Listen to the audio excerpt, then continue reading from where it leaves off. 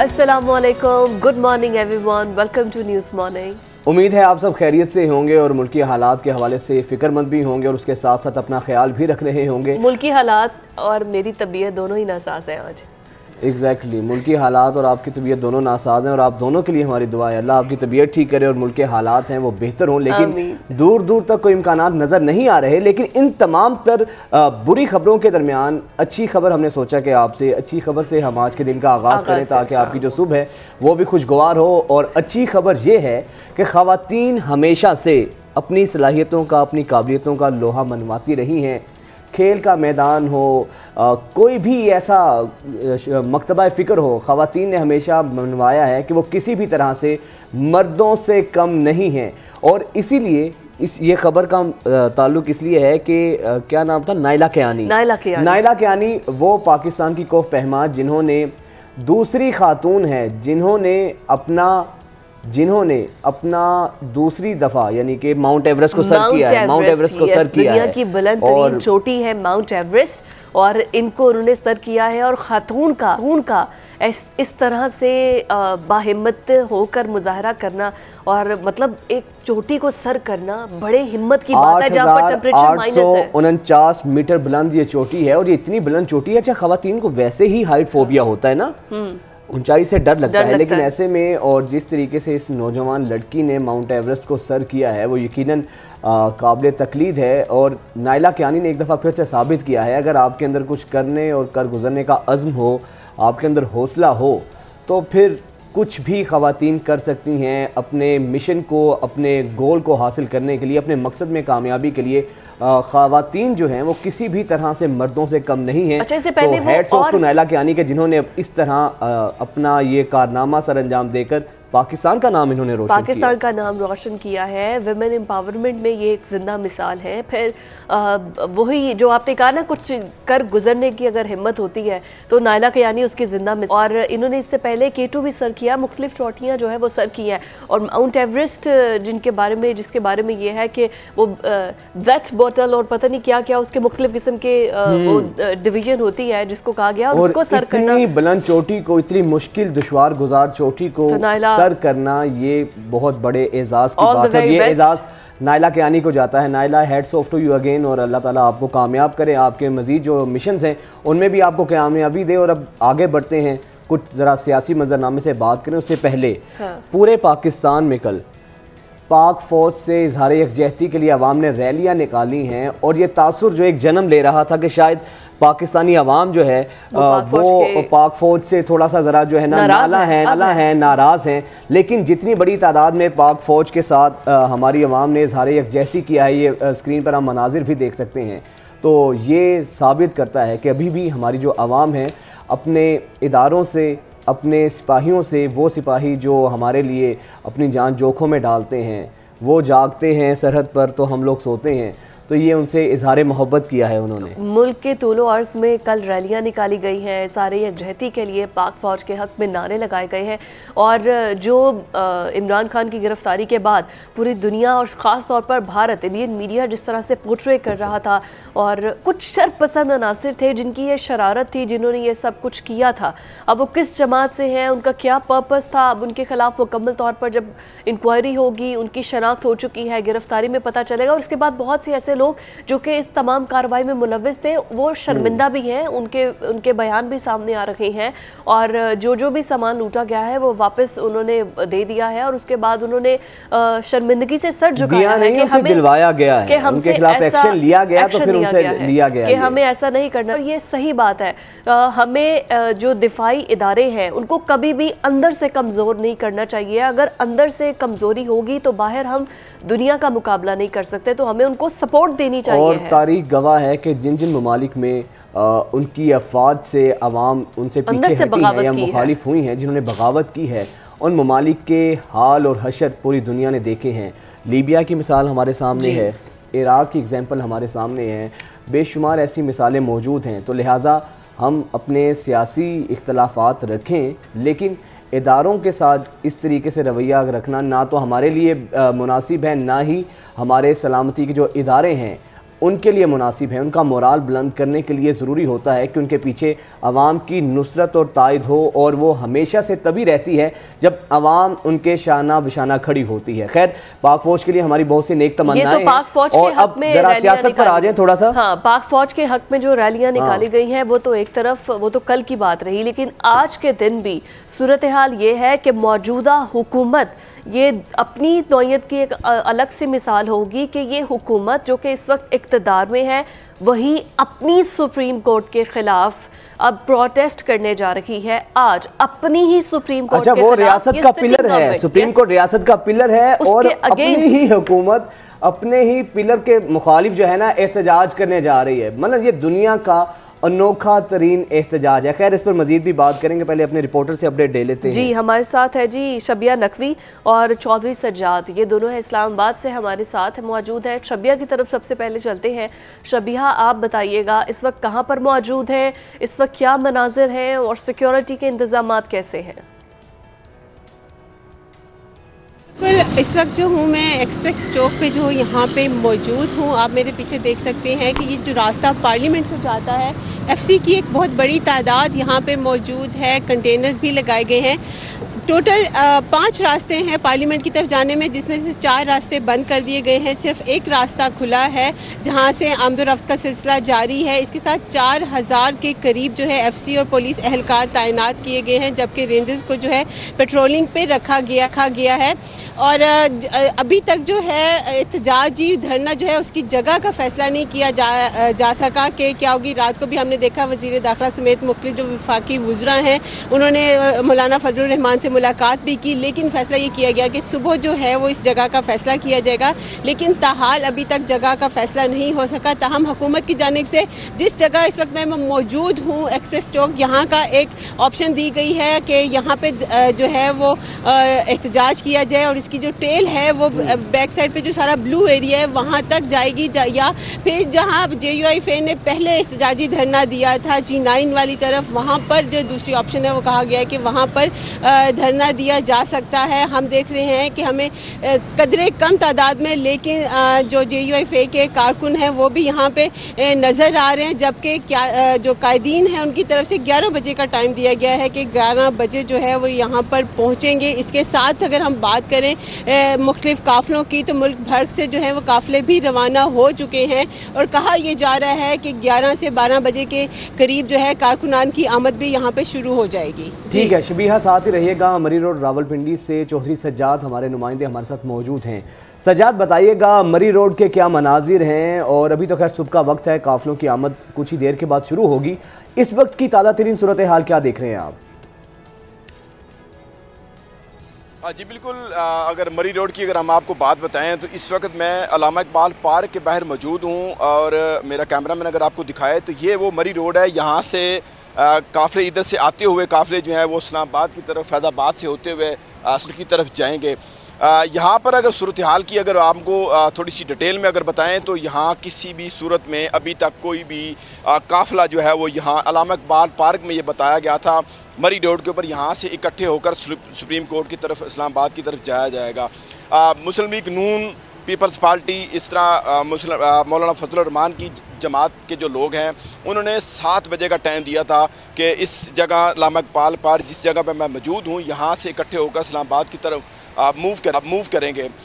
Kamran market سے یہ قافلہ نکلا تھا مولانا فضل الرحمان کا، جو ابھی تک نہیں نکل سکا. اسی طرح اگر مسلم لیگ نون کی بات کریں تو حنیف عباسی کی قیادت سے 6 روڈ سے نکلنے والا قافلہ 10 بجے کا ٹائم انہوں نے دیا تھا، ابھی تک کہیں اس کی تیاریاں جو نظر نہیں آ رہی. اسی طرح اگر دیکھیں تو راولپنڈی کے اندر 3 قافلے جو ہے وہ مسلم لیگ نون بڑھتی ہوئی نظر آ رہی ہے.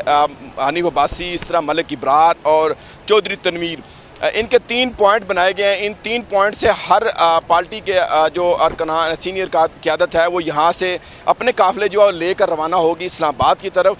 تو سیکیورٹی کی اگر ہم آپ کو بات بتائیں تو یہاں پر کسی بھی قسم کا کوئی بھی سیکیورٹی کا اہلکار نہیں نظر آ رہا. سیکیورٹی اہلکار کی بات تو دور ہے، یہاں پر کوئی कारकुन अभी तक नहीं नज़र आया, ना मुस्लिम लीग नून का नज़र आया, ना मौलाना फजल रहमान की जमात का कोई बंदा आया, ना पीपल्स पार्टी का कोई बंदा नज़र आया। तो 7 बजे का जो टाइम था वो हमें अभी तक तो नज़र नहीं आ रहा। अब ये देखना है कि क्या सजाद आप साथ रहिएगा। शबीहा आप ये बताइएगा कि क्योंकि हुकूमत की जानिब से ये कहा गया था कि बड़े थ्रेट्स हैं और खदशात हैं कि रेड जोन में एहतजाज ना किया जाए इन खदशात के बाइस, तो अपील की गई थी कि डी चौक आप अपना मुंतकिल कर दें, धरना वहाँ पर दिया जाए धरना। तो क्या अभी तक ये कंफर्म हो चुका है पीडीएम जो जमातें हैं ये अपना धरना अब रेड जोन से निकलकर सुप्रीम कोर्ट के बाहर से निकलकर डी चौक पर देंगी? वाज़े हो चुका है या अभी तक ताहाल फैसला नहीं हो सका है? जैसे मैंने आपको पहले बताया कि रात को जो थी मौलाना फजल रहमान के साथ मुख्तलिफ वफाकी वज़रा ने मुलाकात भी की, और लेकिन जो रात गए तक जो है किसी भी जगह का फैसला नहीं हो सका और अभी भी यही कहा गया था कि सुबह के वक्त जो है मौलाना फजल रहमान बाकी जो कायदीन है उनसे मशवरा करके और फिर वो फैसला करेंगे कि कहाँ पर एहतजाजी धरना देना चाहिए या एहतजाज करना चाहिए। लेकिन ताहाल जो है जगह का फैसला नहीं किया गया है और ना ही अभी यहाँ पे काफिले पहुँचने शुरू हुए हैं और ना ही कायदीन की तरफ से कोई वाज़े लाहे अमल दिया गया है कि कहाँ पे कारकुनान ने इकट्ठा होना है या कहाँ पे एहतजाज किया जाएगा। तो अभी तक हम भी इंतज़ार में हैं कि कब ये बताया जाएगा कि आया ये धरना जो है ये डी चौक पे दिया जाएगा या सुप्रीम कोर्ट की तरफ मूव करेंगे। लेकिन इस्लामाबाद के जो रास्ते हैं पार्लियामेंट की तरफ जाने वाले वो जो चारों गेट्स हैं उनको बंद किया गया और सिर्फ एक गेट को ही खोला गया है जहाँ से लोगों की आमदोरफ्त जो है उसको यकीनी बनाया जा रहा है। जी अच्छा शबीहा, ये बताइएगा कि आप इस वक्त डी चौक पर मौजूद हैं, तो मैं चाहूँगी कि हमारे नाजरीन को अपने अकब में या साइड पर कोई सड़क है, रोड ब्लॉकेज है, किस तरह के मनाजिर हैं वो भी हमारे नाजरीन को दिखाइएगा प्लीज़। जी बिल्कुल, ये जो मेरे पीछे रास्ता है ये सीधा पार्लियामेंट में जाता है। यहाँ कंटेनर भी लगे हैं, एफसी की बहुत बड़ी तादाद भी यहाँ पे मौजूद है। और अगर मेरा कैमरा मैन आपको दिखाए तो इस तरफ जो है ये ब्लू एरिया की एक रोड है, ब्लू एरिया का यहाँ पर ऑप्शन दी गई है कि अगर यहाँ पर एहतजाजी धरना दिया जाए तो जो टेल है उसकी वो पीछे तक जाएगी और ये सहूलत है उन एहतजाज करने वालों के लिए कि क्योंकि सुप्रीम कोर्ट के सामने धरना देने से ना सिर्फ जो है वो सिक्योरिटी थ्रेट्स काफ़ी ज़्यादा हैं बल्कि बाकी भी जो फैसिलिटीज़ हैं जिसमें वॉशरूम का इस्तेमाल है, पानी का की अवेलेबिलिटी है वो उतनी ज़्यादा अच्छे तरीके से नहीं हो सकती। लेकिन क्योंकि ये पब्लिक एरिया है यहाँ पे इसलिए ये कहा गया कि यहाँ ये बताइएगा इस्लामाबाद में मोबाइल सिग्नल्स की इंटरनेट की सूरत हाल क्या है, ज़रा इस बारे भी बताइएगा। और रोड प्लान कोई सिक्योरिटी प्लान कोई मुरतब किया गया है इस्लामाबाद की इंतजामिया की जानिब से ताकि जो ट्रैफिक है वो मामूल के मुताबिक अल्टरनेटिव रूट्स बताए गए हो? जी बिल्कुल, अभी तक जो है रोड प्लान जो है इस्लामाबाद इंतजामिया की जानिब से सामने नहीं आया। सिर्फ ये कहा गया है कि सिक्योरिटी थ्रेट्स हैं, इसलिए कहा यह जा रहा है कि रेड जोन से बाहर जो है वो एहतजाज किया जाए।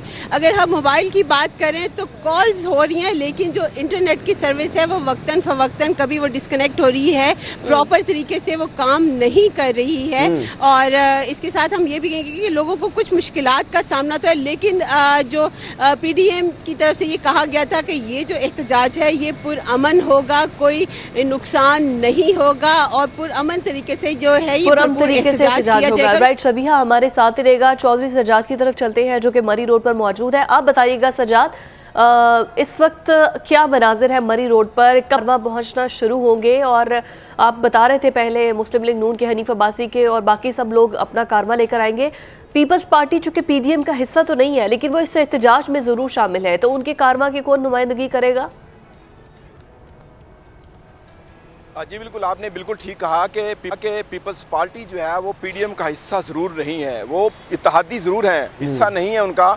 और अभी तक ये देखना है कि कोई सीनियर क़यादत यहाँ पीपल्स पार्टी की जो है वो यहाँ है कोई नहीं। अब ये देखना है कि क्या इस्लामाबाद में कोई पीपल्स पार्टी का कोई सीनियर रहनुमा पहुँच सकता है या नहीं, ये कुछ कहना काबिल वक्त है। मैं अपने कैमरामैन जो है इबाद को अगर बताऊँ आपको, उसको कहूँगा अगर वो दिखाए कि ये वो मरी रोड का वो हिस्सा है जहाँ से जो मरी रोड है। चौधरी सज्जाद हमें दिखा रहे थे इस वक्त मरी रोड के अंदर जो मनाजिर है कि कौन से रहनुमा किस तरह से काफिले की सूरत में साथ ही हमारे पास। सज्जाद यहीं से कंटिन्यू कीजिएगा। जी बिल्कुल, यहाँ से ये मरी रोड का जो हिस्सा है, ये मरी रोड से यहाँ से जाता हुआ मेरा कैमरा मैन इबाद आपको दिखा रहा है बिल्कुल कि ये फैज़ाबाद की तरफ जाएगा।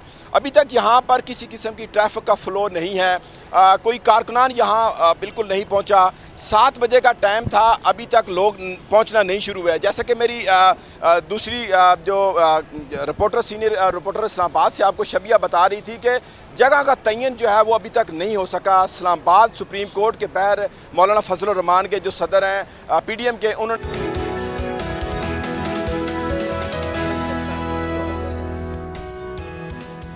Welcome back after the break. और नाजरीन कुछ बात करेंगे आलमी मंजरनामे की। तो आलमी मंजरनामे में टर्की के इलेक्शंस जो है ना वो मरकज़ निगाह हैं। कल टर्की में सारा दिन पोलिंग रही, इलेक्शंस होता रहा।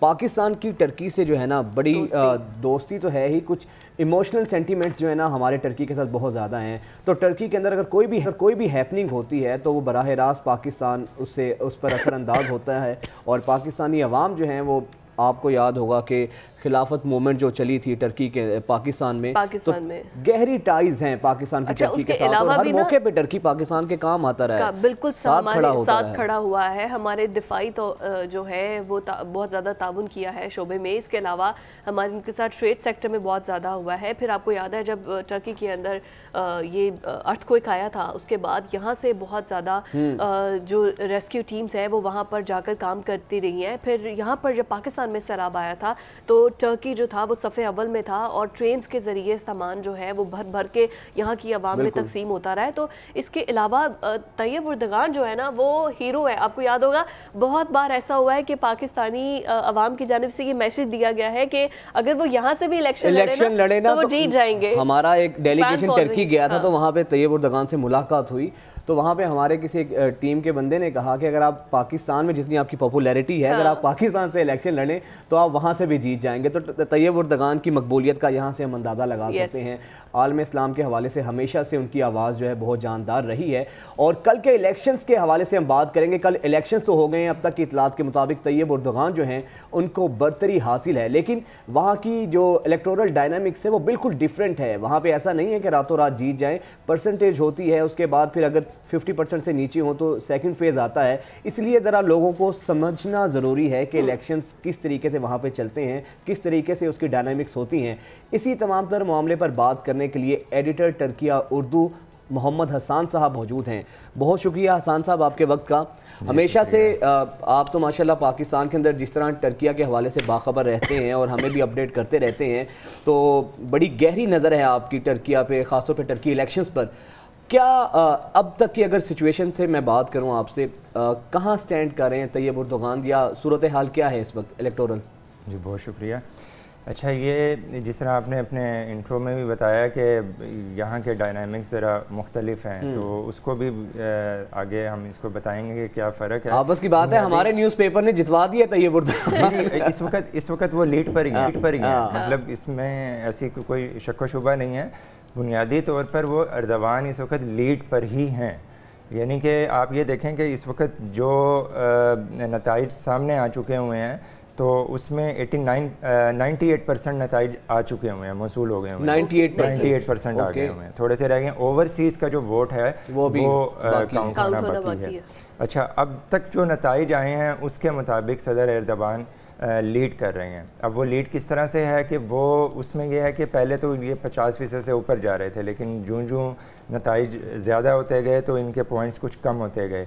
इस वक्त जो 98% के जो नताइज हैं उसमें सदर एर्दोगान के जो हैं वो 49% हैं। 49% जी, 49.35% सदर एर्दोगान हैं। कमाल कलिचदारोग्लू इनके मध्य मुकाबिल कांटेदार मुकाबला। अपोजिशन जमातों के इत्तेहाद के मुतफिका अपोजिशन जमातें 6 जमातें हैं जिनका इत्तेहाद है मिलत इत्तेहाद के नाम से। तो कमाल कलिचदारोग्लू जो हैं वो सेकुलर नज़रियात के हामिल CHP उधर की बड़ी एक अपोजिशन जमात है, उसके सरबराह भी हैं, और इस पूरे अपोजिशन इत्तेहाद के वो मुतफिका उम्मीदवार भी हैं। तो कमाल कलिचदारोग्लू इस वक्त 45 पॉइंट पर जो है 45% वोट हासिल का फ़र्क है। अभी सिर्फ 4-4.5% का फ़र्क है कि जो चल रहा है। تو لیکن اس میں تیسرے ایک امیدوار ہیں عطا اتحاد، ان کا ایک چھوٹا سا اتحاد ہے، عطا اتحاد، سنان اوغان ان کا نام ہے، وہ تیسرے امیدوار کے طور پر انتخاب لڑ رہے تھے۔ ایک اور امیدوار محرم انجے مملکت پارٹی کے سربراہ تھے، محرم انجے، جی محرم انجے، لیکن وہ دستبردار ہو گئے، الیکشن سے 2 دن پہلے ہی وہ ودرا ہو گئے تھے جی۔ لیکن اس وقت الیکشن کمیشن ان کے بھی ووٹ جو ہے وہ کاؤنٹ کر رہا ہے، انہوں نے 0.43% انہوں نے ووٹ لیے ہیں، اسی طرح سے سنان اوغان نے 5% ووٹ لیے ہوئے ہیں۔ تو اصل مقابلہ کمال کلچدارولو اور صدر ایردوان، اچھا یہ بھی ان کے درمیان اصل مقابلہ جو آپ نے باقی امیدوار بتائے ہیں، یہ اگر جتنے بھی پوائنٹس ہیں یہ اگر اردوغان کو یا اونگلو کو دے دیتے ہیں تو یہ ان میں کاؤنٹ ہوں گے یا نہیں؟ ان میں نہیں کاؤنٹ ہوں گے، ان میں کاؤنٹ ہوں گے۔ یہ صدارتی انتخاب ہے اور صدارتی کے ساتھ پارلیمانی انتخاب بھی ہے۔ ہر جو ووٹر ہے وہ 2 ووٹ کاسٹ کر رہا ہے، وہ ایک پریزیڈنشل الیکشن کے لیے اور ایک پارٹی پوزیشن کے لیے کہ جی وہ اپنے حلقے میں کس پارٹی کو۔ اچھا دونوں میں ریشو سیم ہے، دونوں میں اردوان آگے ہے؟ اردوان جو پارٹی پوزیشن ہے اس میں تو اردوان بہت آگے ہیں، پارٹی جیتی ہوئی ہے، ٹھیک ہے، اور اگر پارلیمانی نظام ہوتا پھر تو وہ آرام سے وزیر اعظم بن چکے تھے۔ اچھا یہ بتائیں کہ ایک اور چیز اس الیکشن میں جو ڈیولپمنٹ ہوئی ہے، نجم الدین اربکان جسے پہلے اردوان انہی کا حصہ تھے، وہیں کے نظریات سے الگ ہو کے پھر انہوں نے اپنی پارٹی بنائی ہے۔ 2 اشروں کے بعد ان کا کم بیک ہوا ہے اور 5 نشستیں جیتی ہیں، یہ میرا خیال ہے بڑی ڈیولپمنٹ ہے ٹرکی کے الیکشنز پر۔ جی کہہ سکتے ہیں آپ کسی حد تک۔ اصل میں جو نجم الدین اربکان کی جو رفا پارٹی تھی اور مختلف دور میں وہ الیکشن جب لڑتے رہے تو پارٹی پابندی کا بھی شکار ہوتی رہی، پھر سعادت پارٹی کے نام سے بھی آخری دفعہ انہوں نے الیکشن لڑا۔ تو نجم الدین اربکان وہاں کی اسلامی جو سویلائزیشن ہے اس کے وہ ایک بڑے مضبوط ریپریزنٹیٹیو جو ہیں وہ رہے۔ ان کو ٹرکی کی جماعت اسلامی بھی کہا جاتا ہے کیونکہ ان کے آئیڈیالوجی سیم ہی ہے۔ جی جی، اور وہ ان دنوں میں ان کے جو قاضی حسین احمد جو امیر ہوتے تھے تو بڑے اچھے کلوز تعلقات تھے اور ان کو جو ہے وہ بلایا بھی کرتے تھے وہ ترکی میں، اور ان کا استقبال بھی ہوتا تھا۔ تو بہرحال نجم الدین اربکان آغاز میں سیاسی طور پہ تو وہ اربکان کے ہی شاگرد تھے اور سمجھے جاتے ہیں، اور استنبول کے جو میئر ان کی پہلی سیاسی کامیابی تھی وہ اربکان کے ساتھی کی حیثیت سے ہی تھی۔ بعد میں جب اختلافات ہوئے اور پھر وہ پابندیوں کا شکار ہوئے تو انہوں نے الگ اپنی پارٹی بنائی آک پارٹی کے نام سے، اے کے پارٹی اس کو کہتے ہیں، تو اس کو اردو میں ہم آک پارٹی کہتے ہیں۔ اچھا سارا دن اگر آپ ہمیں بتا سکے کہ کیونکہ ہمیں وائنڈ اپ کرنا ہے اس ٹاپک کو، تو کس طرح کے ایونٹس ہوتے رہے پولنگ ڈے پر اور کوئی اچھے بہت اچھی فیسٹیوٹی تھی اور بہت اچھا الیکشن گزرا، لوگوں میں بہت جوش و خروش تھا، اور مطلب آپ ٹرن آؤٹ دیکھیں اچھا تاریخی ٹرن آؤٹ تھا، 85% جو ہے وہ ووٹ کاسٹ ہوئے ہیں۔ پاکستان میں تو میکسیمم 45-50 تک بھی نہیں جاتا۔ جب آپ اندازہ کریں نا کہ لوگوں میں اتنا زیادہ جوش و پولیٹیکل اویئرنیس تھی اور لوگوں میں جوش و خروش تھا، 85% جو ہے وہ ووٹ کاسٹ ہوئے ہیں۔ اور آپ نے بھی تصاویر وغیرہ دیکھی ہوں گی، ایک اسپائڈر مین جو ہے وہ بھی ووٹ کاسٹ۔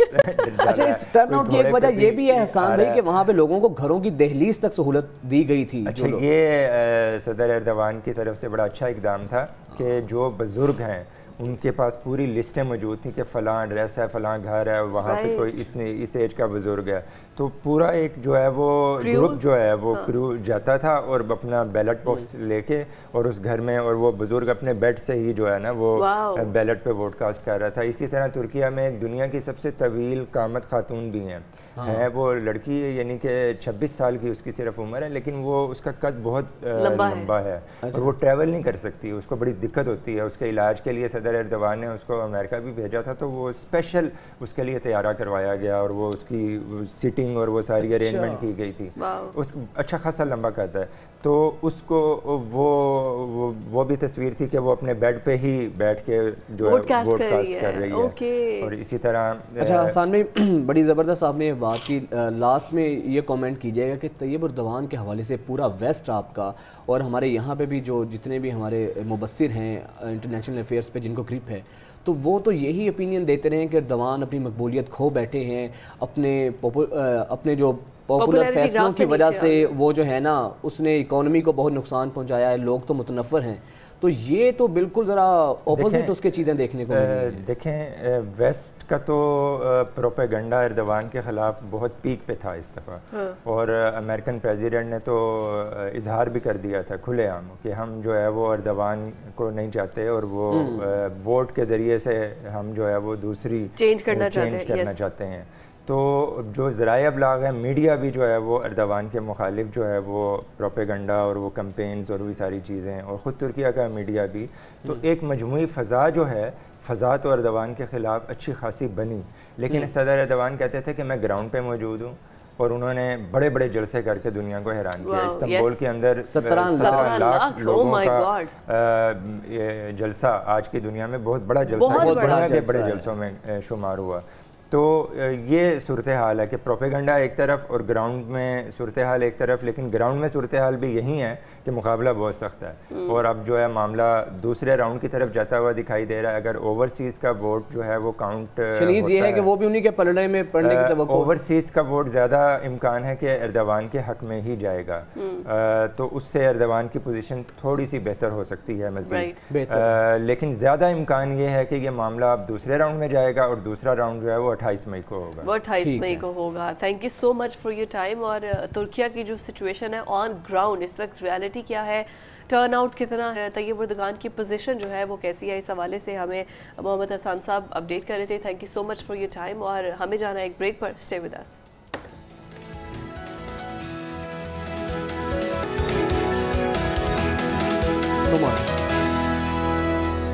ویلکم بیک جی. اور ابھی ہم آپ کو اپڈیٹ کرتے چلیں کہ آج سپریم کورٹ کے باہر جو تمام اتحادی جماعتوں نے پروٹیسٹ کرنا ہے، اس کے لیے لاہور سے قافلے روانہ ہو چکے ہیں، اور بحرہ کے مقام پر اس وقت ہمارے نمائندے زہیب موجود ہیں. ان سے جانتے ہیں تازہ ترین صورتحال. زہیب بتائیے گا اس وقت کتنی تعداد میں یہ قافلہ رواں دوا ہے اپنی منزل کی جانب، اور کیا کہنا ہے ان کا؟ مسلم لیگ نون کا قافلہ آج لاہور سے اسلام آباد کی طرف روانہ ہوا ہے. ان کا آج یہ دوسرے سے تیسرا سٹاپ ہے جہاں پر اس وقت پاکستان مسلم لیگ نون کے قائدین جو قافلے کے ساتھ یہاں پہ جا رہے ہیں. سیف الملوک کوکر اور خواجہ عمران نذیر کے ساتھ دیگر سیاسی رہنما بھی ہیں، اور میں موقع سے فائدہ اٹھا رہا ہوں. السلام علیکم سر. وعلیکم السلام. کتنے لوگ ابھی یہاں سے میں دیکھ رہا ہوں کہ قافلہ جو ہے وہ بڑھتا جا رہا ہے، اور اب آپ کا دوسرا پڑاؤ کدھر ہے اور کب تک اسلام آباد پہنچ رہے ہیں؟ ہزاروں کی تعداد میں قافلے جا رہے ہیں، لاکھوں کی تعداد میں ادھر پڑاؤ ہوگا الحمدللہ، اور احتجاج کریں گے سپریم کورٹ کے سامنے. آپ کو یہ نظر آیا یہ جگہ جگہ قافلے نکلے، یہ پاکستان کی ہسٹری میں پہلی دفعہ ہے. 20 سال سے سپریم کورٹ میں جو ہے اپیلیں پینڈنگ ہیں، لیکن جب لاڈلے کا کیس آتا ہے تو 20 منٹ میں اپیل لگتی ہے. اس وقت ہم بھیرا کھڑے ہیں، کب تک اسلام آباد پہنچ جائیں گے؟ انشاءاللہ تعالیٰ اگلے 1.5 سے 2 گھنٹے میں اسلام آباد ہوں گے، اور اپنی بہن محترمہ مریم نواز شریف کے سنگ سپریم کورٹ کے باہر پہنچیں گے. پاکستان کی عوام ان فیصلوں کو مسترد کرتی ہے، اور ہم بھرپور طریقے سے. ٹھیک ہے، بہت شکریہ زہیب آپ کا. اور قافلے رواں دواں ہیں سپریم کورٹ کی جانب. حالانکہ یہ کہا گیا تھا کہ سپریم کورٹ کے باہر احتجاج نہ کریں، لیکن اپنے ہی اتحادی بات سننے کو تیار نہیں ہے. خیر، اس کے بارے میں آپ کو لمحہ با لمحہ اپڈیٹ تو کرتے رہیں گے.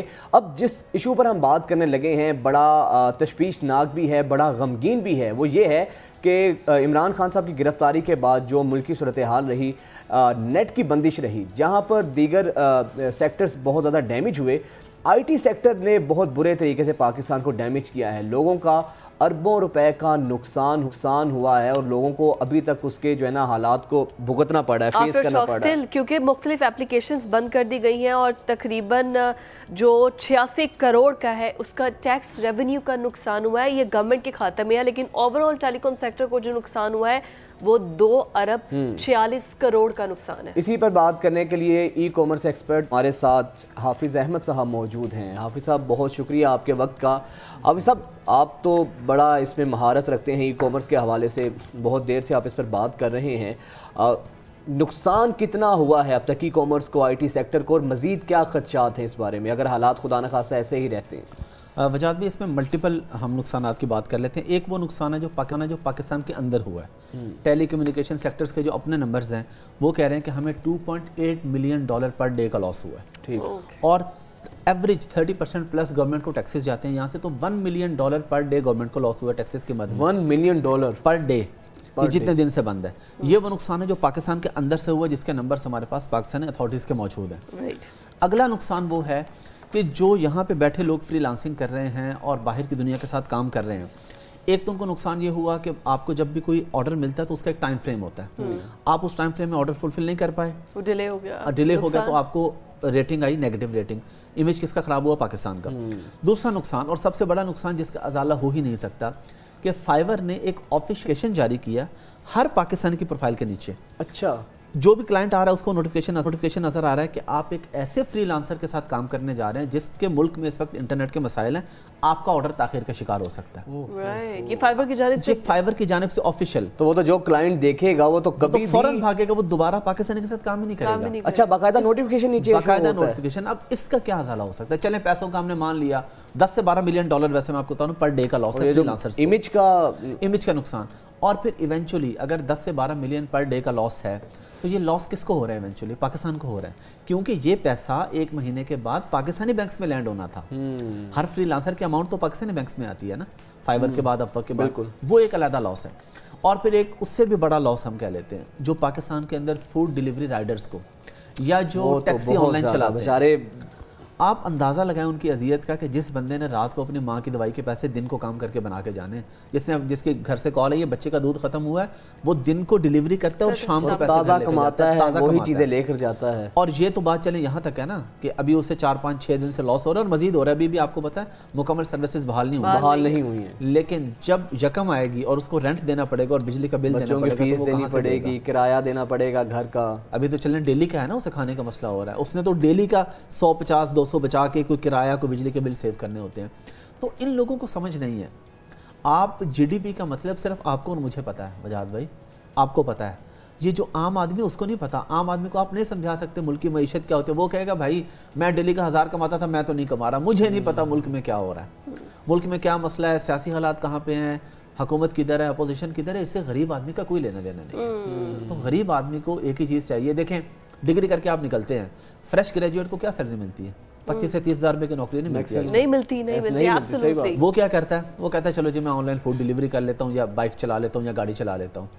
آپ اسے وہ بھی نہیں چلانے دے رہے, یعنی چلیں جاب تو آپ اسے نہیں دے رہے, جو وہ بیچارہ کر رہا ہے. میں پاکستان کے بڑے بڑے برانڈز کے اوپر, بغیر نام لیے فوڈ کے برانڈز ہیں, میں بعض دفعہ ان کے کاؤنٹر پہ گپ شپ کرتا ہوں لوگوں سے, مجھے ایم فل پاس لڑکے وہاں پہ ملے جو وہاں پہ کھڑے جاب کر رہے ہیں, ایم فل کیا ہوا ہے اور اچھی فیلڈ کے اندر ایم فل کیا ہوا ہے انہوں نے. پی ایچ ڈی اسکالرز مجھے ملے ہیں وہاں پہ, انہوں نے کہا سر ہماری پی ایچ ڈی ابھی کنٹینیو ہو, اس کے بعد شاید کچھ مل جائے. تو اس آدمی کو کوئی غرض نہیں کہ آپ کے ملک میں کیا. آپ دیکھیں اپنا یوتھ کا ٹیلنٹ ہی ویسٹ کر رہے ہیں نا, بجائے کہ اس کی ایجوکیشن کو کسی اسکل میں لے کر آئے, آپ اس کو اس طرح سے فرنٹ ڈیسک کی جاب دے رہے ہیں, لیکن اپرچونیٹیز نہیں ہے نا. ابھی یہ جو اچھا آپ کی کوئی گورنمنٹ آفیشل سے, کوئی آئی ٹی ٹیلی کام والوں سے گفتگو ہوئی, کیا کہتے ہیں وہ, کب تک گورنمنٹ سے کوئی اگریمنٹ چل رہا ہے؟ اور مجھے یہ سمجھ نہیں آ رہی کہ اس کا فائدہ کیا ہے بند کرنے کا, گورنمنٹ کو کیا فائدہ ہے؟ اچھا, اس کا فائدہ بالکل زیرو ہے, بلکہ اس کا نقصان ہے. میرے سے کسی نے پہلے بھی یہ سوال پوچھا تھا کہ جی اس کا پھر کیا الٹرنیٹ ہو سکتا تھا. الٹرنیٹ یہ ہو سکتا تھا کہ آپ سروسز رہنے دیتے اور کمپین چلاتے, ان لوگوں کو سمجھاتے کہ یہ ہمارا ملک ہے, یہ ہماری چیزیں ہیں, ان کو نقصان نہیں پہنچانا.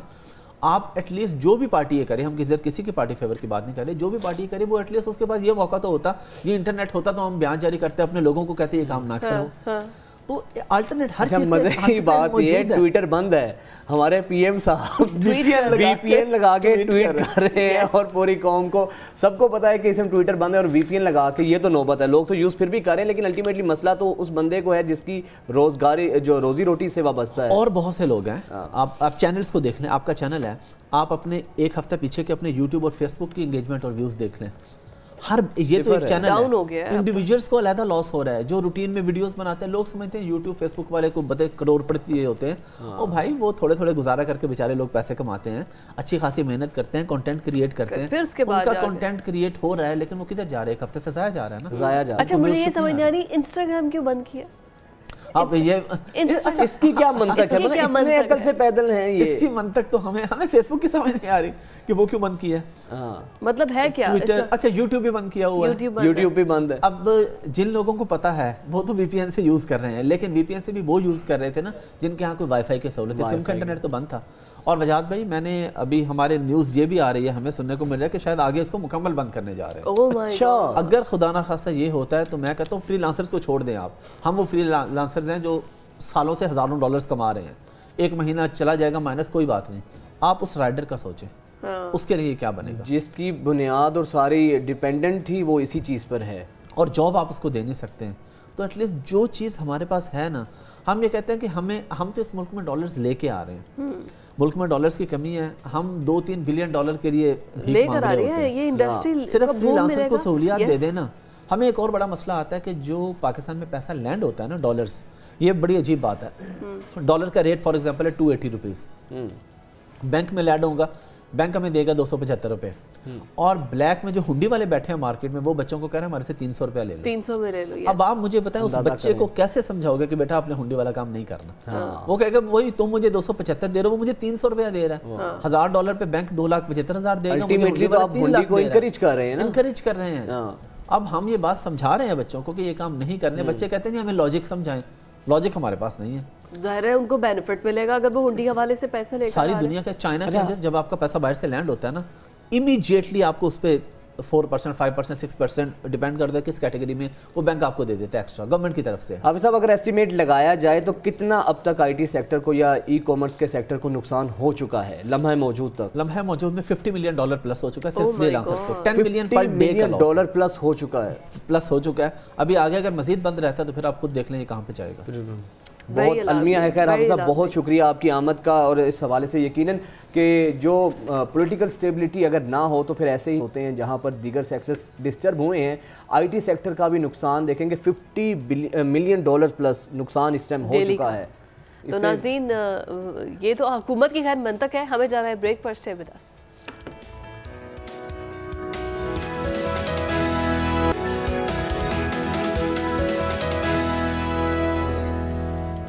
Welcome back after the break ناظرین. اور ہم سب جانتے ہیں کہ جو گزشتہ 4-5 دنوں سے جو ہمارے ملک کی صورتحال ہے، ہر بندہ پریشان بھی ہے اور اپنے فیوچر کو لے کر، پاکستان کے فیوچر کو لے کر بہت زیادہ تشویش میں بھی مبتلا ہے کہ آخر ہوگا کیا. ان حالات کے اندر ہم نے جو سب سے اہم چیز دیکھنے کو ملی، ہمارے جو موب باہر نکلا، ان کو پولیٹیکل پارٹی کے ورکر کہیں، اس کو ہجوم کہیں، اس کو آپ جتھا کہیں، کچھ بھی کہیں، لیکن المیہ یہ ہے کہ عدم برداشت اتنا ہماری سوسائٹی میں سرایت کر چکا ہے کہ جس کو جہاں جہاں اپنا زور ملنے کا، جہاں پہ ایک کمزور کو اپنی طاقت کا مظاہرہ کرنے کا موقع ملتا ہے تو وہ موقع ہاتھ سے جانے نہیں دیتا. جو کچھ اس کے ہاتھ لگتا ہے بس وہ کہتا ہے کہ سارا غصہ، جتنی اس کی فرسٹریشن ہے، جتنی اس کی مایوسیاں ہیں، جو ملکی حالات کے، اس کے گھریلو حالات ہوں، ان کو جہاں پہ اس کو ایگزیکیوٹ کرنے کا موقع ملتا ہے، اپنے جذبات کو سٹیمولیٹ کرنے کا موقع ملتا ہے تو وہ کوئی موقع ہاتھ سے جانے نہیں دیتا. آخر اس کی وجہ کیا ہے؟ اتنی عدم برداشت کیوں ہے؟ اور نوجوان جو ایک مایوسی کا شکار ہے، اس کی مایوسی کو امید میں کیسے بدلا جا سکتا ہے؟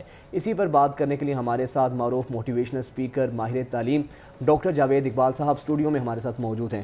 سب سے پہلے تو ڈاکٹر صاحب بہت شکریہ، ہم آپ کو اسٹوڈیو میں، ہم نے آپ کو زحمت دی اور آپ کو ہم لانے میں کامیاب ہوئے. آپ کی آمد کا بہت شکریہ. It's an honour and pleasure sir. Thank you very much. اور سر اب جو نوجوان، جو ملکی حالات ہیں، اوبویسلی آپ بھی اس پر کٹتے ہیں، آپ بھی اس پہ رنجیدہ ہیں، کتنی تشویشناک صورتحال ہے، اور سر اس کا اب حل کیا ہے؟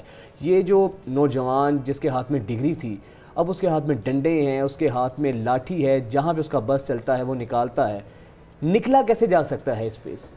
دیکھیے وجاہت اس میں ایک چیز سمجھنی بڑی ضروری ہے کہ جب معاملات کمپلیکس ہوتے ہیں نا تو ان کے سولوشنز بھی کمپلیکس ہوتے ہیں.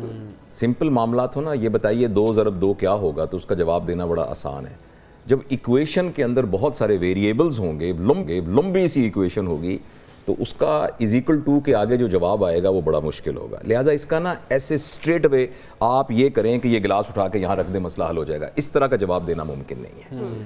کیونکہ یہ جو کچھ ہمارے نوجوان اور ہماری پوری کم از کم 2 نسلیں ایسی ہم نے تیار کی ہیں کہ جن کا ویلیو سسٹم ہم نے چینج کر دیا ہے. اور یہ بات میں بہت دفعہ دوستوں سے عرض کرتا ہوں کہ میری اپنی زندگی میں وہ زمانہ تھا جب ہمارے ملک کا ویلیو سسٹم یہ تھا کہ جس کے پاس وہ چیزیں ہیں جو پیسے سے نہیں خریدی جا سکتی وہ بڑا ہے. یعنی دیانتداری، یعنی امانتداری، یعنی سچ بولنا، یعنی اخلاق، مروت، رواداری. لیکن بدقسمتی سے 30-40 سال سے ہمارا ویلیو سسٹم اپ سائڈ ڈاؤن ہو گیا. لہٰذا ہر وہ شخص بڑا ہے جس کے پاس پیسہ ہے، ارسپیکٹو کہ وہ کہاں سے آیا ہے. بنیادی طور پہ تو یہاں ہوئی ہے غلطی. دوسری بات یہ ہے کہ ہماری یہ جو جنریشن ہے نا، میری والی جنریشن اور میرے سے بعد والی جنریشن، اس جنریشن نے سم ہاؤ ترقی کے چکر کے اندر جس طریقے سے بلائنڈلی ویسٹ کو فالو کیا ہے، اس میں مین کوشش یہ ہے کہ میں اپنی کوالٹی آف لائف کو میں اپنی جو ہے نا ہاں اس کو اسٹینڈرڈ آف لائف کو امپروو کروں, کوالٹی آف لائف کو نہ امپروو کروں. جب آپ نے اسٹینڈرڈ آف لائف کو امپروو کرنا ہے تو آپ کے گھر کے سارے لوگ پیسہ کمانے میں لگ جائیں گے, اور جو اہم کام آپ کی آنے والی جنریشن کی تربیت تھی وہ نہیں ہوگا, اور اس کو پھر آؤٹ سورس کر دیا جائے گا. دیکھیں آپ کام کرتی ہیں نا, تو آپ کے گھر میں جو صفائی ہونی ہے تو آپ نے ایک مائی رکھ لی جو صفائی کر دی, یہ آپ نے آؤٹ سورس کر دیا. لیکن ہم نے یہی کام اپنے بچوں کے ساتھ بھی کیا. اصل میں ماں اور باپ کا کام تھا, انہوں نے اس کو آؤٹ سورس کر دیا مہنگے اسکولوں میں اور آؤٹ سورس کر دیا اکیڈمیز میں. اچھا پھر ابو اور امی کو وقت دینا تھا بچوں کو تتلیاں پکڑنے کے لیے, سیپیاں اکٹھی کرنے کے لیے, لوڈو کھیلنے کے لیے, کہانیاں سننے کے لیے. تو ہم نے یہ کیا کہ ان کو ایک اور ابو جی دے دیے, آؤٹ سورس کر دیا. وہ ابو جی کا نام ہے اسکرین. اور اب اچھا اب دیکھیے اب تربیت کہاں سے ہو رہی ہے. تربیت ایسے ڈیٹا سے ہو رہی ہے کہ جو ڈیٹا جو کنٹرول ڈیٹا نہیں ہے, جو کسی فائنینشیل, پولیٹیکل یا کسی بھی پرپز کے تحت اس کو بھیجا جا رہا ہے. تو اس میں یہی کچھ ہونا تھا. اب آپ نے حل کی بات کی ہے. حل کی بات یہ ہے کہ سب سے اہم چیز یہ ہے کہ جب بھی مسئلے ہوں, ایک تو بات ہمیں آنکھیں بند نہیں کرنی چاہیے. موٹیویشنل سپیکر کا یہ مطلب نہیں ہے کہ ایم ہی جس کی ٹانگیں ہی نہیں ہے اس کو چڑھ جاؤ تم K2 پہ چڑھ سکتے ہو, بالکل چڑھ سکتے ہو, جو کچھ کرنا چاہو وہ کر سکتے ہو. تو یہ موٹیویشن ہے, یہ بیوقوفی ہے. آپٹیمسٹک ہونا ہاں یہ نا. اچھا اس میں یہ ہے کہ ہمیں سب سے پہلے ریئلسٹک ہو کر اپنی سچویشن کا اندازہ لگانا چاہیے, اور یہ دیکھنا چاہیے کہ ہمارے ہاں کے پولیٹیکل حالات کیا ہیں, کیوں ہیں, اکنامک حالات کیا ہیں, کیوں ہیں. پھر یہ یاد رکھنا چاہیے کہ سوسائٹی ایکچولی انڈیویجول سے ہی مل کے بنتی ہے. میں اور آپ ایک چھوٹا سا ڈاٹ ہے, لیکن ایک کروڑوں ڈاٹ ملتے ہیں تو ایک لائن بنتی ہے نا. تو الٹیمیٹلی تو آپ کا اور میرا کنڈکٹ ریفلیکٹ ہوگا پوری سوسائٹی میں. لہٰذا میں اپنا جائزہ لوں اور جائزہ لے کے دیکھوں کہ ان حالات میں نہ سپریم کورٹ میرے کنٹرول میں, نہ کوئی ادارے میرے کنٹرول میں, نہ پولیٹیشنز میرے کنٹرول میں, نہ IMF میرے کنٹرول میں, نہ امریکہ میرے کنٹرول میں, کچھ بھی نہیں ہے. لیکن یہ 5 فٹ 8-9 انچ کا آدمی تو میرے کنٹرول میں ہے نا. تو میں اپنے آپ کو ایک تو دیکھوں کہ کیا کیا میرے پاس پازیٹیو ہے اور کیا کیا میرے پاس نیگیٹو ہے. کسی کی یہاں سے بازو کٹ جائے تو اس کو یہ سمجھنا ہے کہ اب میرا یہ بازو نہیں ہے, اب میں نے اسی ہاتھ کے ساتھ کھانا ہے, اسی کے ساتھ میں نے اپنے کپڑے استری کرنے ہیں. تو ہمیں یہ دیکھنا چاہیے ہماری لیمیٹیشنز کیا ہیں. تو سوری میں مسلسل بولے جا رہا ہوں, مگر مجھے بات مکمل کر لوں. میں یہ کہہ رہا ہوں کہ ہماری جو اس وقت لیمیٹیشنز کیا ہیں یہ ہمیں پتہ ہونا چاہیے ایز این انڈیویجول, اور ہماری اسٹرینتھ کیا ہے. ہماری سب سے بڑی اسٹرینتھ یہ ہے کہ پاکستان میں سب کچھ لوز ہو گیا ہوگا مگر پاکستان کا پوٹینشیل نہیں لوز ہوا. اگر جو کچھ ہو رہا ہے آج رک جائے تو پاکستان پھر دوبارہ گرو کرنا شروع کر دے گا, کیونکہ پاکستان دنیا کے ان واحد ملکوں میں سے ہے کہ جس کے اندر 54% آپ کی عمر کے لوگ ہیں, آپ سے بھی چھوٹی عمر کے لوگ ہیں, آپ لوگوں کی چھوٹی عمر سے بھی 65% تک 18% سے اوپر لوگ ہیں ہمارے پاس. اچھا اب یہ جتنے سارے لوگ ہیں یہ ہیومن ریسورس ہے. آپ کی معدنیات بہت ہوں, زراعت بہت ہو, ان سب سے زیادہ قیمتی ہیومن ریسورس ہو. بدقسمتی سے ہم نے اپنی ہیومن ریسورس کو ٹیپ ہی نہیں کیا, ان کو یوٹیلائز ہی نہیں کیا, ان کی سکلز کو انٹرنیشنلی مارکیٹ ہی نہیں کیا. تو اگر اب دوبارہ سے ہمیں اپنی اس یوتھ, ہمارے پاس یہ یوتھ ہے نمبر 1, ہم ایک زرعی ملک ہیں, ہمارے پاس پوٹینشیل موجود ہے, دنیا میں غذا کی قلت بھی ہو جائے تو جس کی 1 ایکڑ زمین ہے نا وہ پوری ایک فیملی کو پال سکتا ہے, وہیں مرغیاں یعنی پال سکتا ہے, وہیں بکریاں, وہیں دودھ, وہاں کھانا پینا, یہ سارا. اس لہٰذا ہم میں سے ہر انڈیویجول ایک تو ہوپ فل رہے, نمبر 1. نمبر 2, اپنی ایبلٹی کو بیسٹ آف ہز ایبلٹیز جو ہے نا اپنی صلاحیتوں کو استعمال کریں. آپ یہاں جو کام کر رہے ہیں نا, do it with best of your ability. ایک دکاندار جو ہے وہ بیسٹ آف اور ایبلٹی کرے, اور وہ یہ سمجھے کہ یہ میں پاکستان کے لیے کر رہا ہوں, یہ میں پاکستان کے لیے کر رہا ہوں. ایک یہ کرے, اور دوسرا ان حالات میں ہم تھوڑا سا اپنے لائف سٹائل کو چینج کریں. سر آپ نے اتنی اچھی نشاندہی کی ہے سب چیزوں کی, لیکن آپ ایک انڈیویجول کی اگر بات کرتے ہیں تو ہم مورل ویلیوز پر ہے کہ آپ کہہ رہے ہیں کہ ایک دکاندار جو ہے وہ اپنا بیسٹ پرفارمنس دے, ہم لوگ یہاں پر بیٹھے اپنے بیسٹ پرفارمنس دیں. یہاں پر سب کو اس وقت اپنی جیب بھرنے کی پڑی ہے, سب کو اپنی زندگی کے لالے پڑے ہوئے ہیں. اب وہی بندہ جو کہ یوٹیلیٹی سٹور سے سامان لاتا ہے اور اس کے بعد اس کے مزید مہنگے داموں میں بانٹتا ہے, تو یہ اپنا بیسٹ تو وہ نہیں دے رہا نا. اب یہ لوگ جو باہر نکلے ہیں, جو یوتھ باہر نکلی ہے اور جو کچھ ہنگامے کر رہی ہے, ان کے پاس اپرچونٹیز نہیں ہے نا. ان کو پتہ ہے کہ ان کو جاب سیکیورٹی نہیں ہے, ان کو وہ ہیلتھ فیسلٹیز وہ فیسلٹیز دی نہیں گئی ہیں جس کے لیے یہ تھینکفل ہو اور اپنے ملک کو تباہی کے دہانے پر نہ لے کے جائے. جو جنریشن ہم نے تیار کرنی تھی, جو آپ نے کہا کہ ہم وہاں پر کولیپس کر گئے ہیں مورل ویلیو سے ہٹ کے, تو وہ یہی ہم نے تیار کی ہے. اب اس کو کیسے دوبارہ سے سیٹل ڈاؤن کیا جا سکتا ہے, کیونکہ ان کے دماغ بند ہے, وہ نہیں ایسا سوچ سکیں گے. دیکھیے جن کی رسپانسبلٹی ہے نا, کہ اس کمرے کو صاف کرنے کی کسی کی رسپانسبلٹی ہے. اگر وہ اپنا آ کے جھاڑو نہیں دے گا, اس کو موپ نہیں کرے گا تو صاف نہیں ہوگا. تو ہمارے ملک کے اندر جو پاور سٹرکچرز ہیں ان کے جو ہیلتھ آف افیئر میں لوگ ہیں یہ ان کی رسپانسبلٹی ہے. جو لوگ ہمارے گورنمنٹ میں ہیں, پولیٹیشینز ہیں, تو ان سے ہم ہاتھ باندھ کے کہتے ہیں کہ مہربانی کر کے اپنی رسپانسبلٹی دیکھیے. اسی طریقے سے ہماری عدلیہ ہے, اسی طرح ہماری بیوروکریسی ہے, اسی طریقے سے دیکھیں ملک میں یہ 5-6 پاور سٹرکچرز ہیں نا, یہی پلرز ہیں. ایک پولیٹیشینز ہیں, ایک ہماری اسٹیبلشمنٹ ہے, ایک ہماری بیوروکریسی ہے, ایک ہماری جوڈیشری ہے, اور ایک ہمارے کچھ ایسے بھی لوگ ہیں کہ جو بیسیکلی حکومت میں تو نہیں ہیں مگر وہ پیچھے سے سپورٹ کرنے والے ہیں. ریاض ملک صاحب مثال کے طور پر, اسی طرح سے اور جو ٹائکونز ہیں تو وہ بھی انفلوئنس کرتے ہیں. اور ایک بڑا پاور سٹرکچر آپ لوگ ہیں, میڈیا. تو اب یہ جتنے پاور سٹرکچرز ہیں ان کے جو ٹاپ کے لوگ ہیں یہ سارے نیشنل کاز کے اوپر اکٹھے ہونے چاہیے. اکٹھے. اچھا ڈاکٹر صاحب, میں یہیں پہ آپ کی بات کو آگے لے کر بڑھوں گا. آپ نے جب عمران خان صاحب گورنمنٹ میں تھے ان کو بھی سجیشنز دی تھی اور کسی حد تک انہوں نے اس چیز کو ایکنالج بھی کیا تھا. سر آپ نے اپنے حصے کا کام کر دیا جو کرنا تھا, سجیشنز دی ان چیزوں پر. آگے اصل مسئلہ تو امپلیمنٹیشن کا ہے. اور پھر سر ڈرائیونگ سیٹ پہ جو بیٹھا ہے, میں اگر کار میں بیٹھا ہوں میں جو مرضی کروں پیچھے سے, لیکن منزل پہ مجھے میرے ڈرائیور نے ہی لے کے جانا ہے. اور سر جب ڈرائیور کی ڈائریکشن ہی ٹھیک نہیں ہوگی تو پھر آپ کی ایفرٹ, میری ایفرٹ, وہ تو پھر صفر سے ضرب کھا کے صفر ہی بنے گی. جی آپ صحیح کہہ رہے ہیں. دیکھیں انڈیویجولی ہم اپنے آپ کو سیو کر سکتے ہیں. یہ بالکل ایسا ہے کہ تیز بارش ہو رہی ہے تو اصل تو بہتر یہ ہے کہ بارش بند ہو جائے تاکہ سڑکوں کے اوپر جو سیلاب آیا رک جائے. لیکن جب تک بارش نہیں بند ہوتی تو کم از کم میں تو چھتری لے کے رکھوں, میں تو رین کوٹ پہن لوں. تو یہ رین کوٹ پہننا بارش کا علاج نہیں ہے, لیکن یہ ہے کہ اپنے آپ کو حفاظت تو کرنی ہے. تو اس لیے جیسے میں نے آپ کو شروع میں کہا تھا کہ یہ کمپلیکس سچویشن ہے. جہاں تک آپ نے وہ تجاویز کی بات کی تھی وہ بہت سمپل بات تھی اور وہ کوئی بھی اس پر عمل کر سکتا ہے. وہ میں نے یہ ان سے عرض کیا تھا کہ ایک آدمی جو سڑک پر جھاڑو دیتا ہے وہاں سے لے کر وزیر اعظم آپ تک, یہ جتنے لوگ ہیں ان سب کو اپنے اپنے سٹیٹس کے حساب سے ایک تربیت کی ضرورت ہے.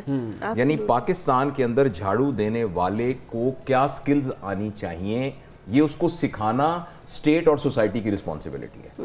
ہمارے کلرک کو ایز اے پاکستانی کلرک کیسے کرنا ہے یہ آپ کی اور ہم سب کی اور ایک وزیر اعظم تک آپ کو بھی تربیت کی ضرورت ہے, سب کو تربیت کی ضرورت ہے. اس تربیت کا نظام بنانے کے لیے ایک منسٹری بنائیے جس کا نام ہو ministry of training and teaching.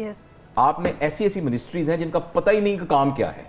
مطلب ہے وزیر جیل خانہ جات, اب وہ ایک ڈپٹی سیکریٹری کے لیول کے اوپر کام ہو سکتا ہے اور اس کے لیے عجیب سماجی بہبود فلاں اس طرح کی منسٹریز بنی ہوئی ہیں.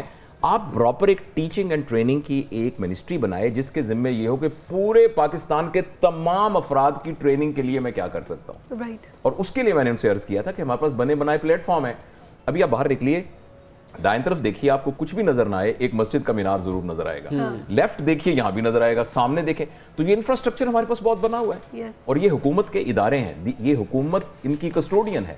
اس پلیٹ فارم کو یوز کر کے کیا ہم یہ نہیں سکھا سکتے کہ سڑک پر تھوکنا نہیں ہے؟ ہم نے وہاں بیٹھ کے کوئی ہائی ٹیک تو نہیں سکھانا. اگر آپ صرف آنکھیں بند کرے دیکھیے کہ لاہور کے اندر سب لوگ ٹریفک کے قانون کی پابندی کریں, کوئی شخص اپنی کاروں میں سے کوڑا نیچے نہ پھینکے, اور جو آپ کو سڑک میں ملے آپ کو کہے السلام علیکم ورحمۃ اللہ, اور اپنے پڑوسی کو شام کو دیکھ لے کہ یار ان کے گھر میں کھانا پکا ہوا ہے کہ نہیں پکا ہوا. یہ 4-5 کام یہ تھینک یو اور سوری بولنے سے ہی آپ کے کتنے مسئلے کتنے گلے شکوے ختم ہو جائیں. تو یہ بات سکھانے کی ذمہ داری بھی تو حکومت کی ہے. اور آپ نے تو تجاویز دے دی, اس کے بعد ہوا کیا؟ آپ نے تو اخلاص کے ساتھ. میرا یہ خیال ہے کہ ہمیں خوش گمانی رکھنی چاہیے. مجھے جو ان کے تھے سیکریٹری اعظم خان صاحب, ان کی ایک ای میل آئی کہ جی وہ اکنالج کرتے ہیں, ہم ایک ڈیسک بنا دیے گیا ہے, اس پر ہم کام ہو رہا ہے. اچھا صرف میں نے زبانی نہیں کہا تھا, میں نے ان کے جو ملٹری سیکریٹری تھے ان کو میں نے کہا تھا کہ میں آپ کو تمام چیزیں ریٹن فارم میں دیتا ہوں تاکہ نا ایک چیز ڈاکومنٹ ہو جائے. تو اس میں تھا ایک short terms plan, medium term plans, long term plans. اچھا مزدار بات ہے, short term and long term medium term plan پر کوئی پیسے خرچ نہیں ہوتے تھے. اور اگر آپ کے پاس ٹائم ہے تو میں آپ کو تھوڑا سا اس کا بتاتا ہوں کہ وہ کیا. 2 منٹ ہے میکسیمم سر, 1-2 منٹ. میں نے ان کو یہ کہا تھا کہ آپ 17 کمشنریاں ہیں پورے پاکستان میں, جو ایک کمشنر, آپ 17 کمشنرز کو یہاں بلائیے اور ان کمشنر صاحب کو 4 دن کی ایک ورکشاپ کرائیے جن میں ان کو ماسٹر ٹرینر بنا دیجئے. اور ان کو صرف آپ ان کے ذمہ یہ ہے کہ آپ نے اپنے انڈر رہنے والے لوگوں کو 4-5 کام سکھانے ہیں بس. وہ واپس جا کر اپنے ڈپٹی کمشنر, اسسٹنٹ کمشنر اور ان سب کی ایک ورکشاپ کریں, اور اسسٹنٹ کمشنر آگے جا کے اپنے پٹواریوں, اپنے فلانوں, ان کی ساری کریں. تو 15 دن کے اندر 15 दिन के अंदर पूरे पाकिस्तान के तमाम सरकारी मुलाजमों में एक बात आ जाएगी, जिसमें एक ये थी कि अगर आप मुझे कोई बता दे कि इसके अंदर ना शराब है थोड़ी सी, तो मैं इसको कभी नहीं पीऊंगा क्योंकि मेरे लिए वो हराम है। नहीं पिएंगे। तो अगर मैं इतना स्ट्रिक्ट, और पाकिस्तान का हर शहरी ऐसे करेगा जो शराब नहीं पीता, लेकिन वही आदमी 1 करोड़ का गबन क्यों कर जाता है? हाँ। इसलिए कि उसका हलाल हराम का सही कॉन्सेप्ट नहीं है। तो मैंने उनको कहा था कि हलाल हराम का सही कॉन्सेप्ट इनके जरिए वगैरह वगैरह। तो ये एक पूरी एक तरतीब थी। बहुत बहुत शुक्रिया सर आपके टाइम का। जो हलाल हराम की डॉक्टर साहब ने बात की है, इसमें तो बात कही है जब आपको अपनी जिम्मेदारी का इदराक हो, जब आपको पता हो कि ये काम गलत है, तो वो फिर 1000 का नोट जो है ना, आपको 1000 का नोट नहीं लगता, जहन्नुम का अंगारा लगता है। और उसके लिए बिलीव होना बड़ा ज़रूरी है जजमेंट डे पर, जिससे हमारा बिलीफ उठता जा रहा है। नाज़रीन, हमें इजाज़त दीजिए, आपसे मुलाकात होगी कल। अल्लाह हाफ़िज़।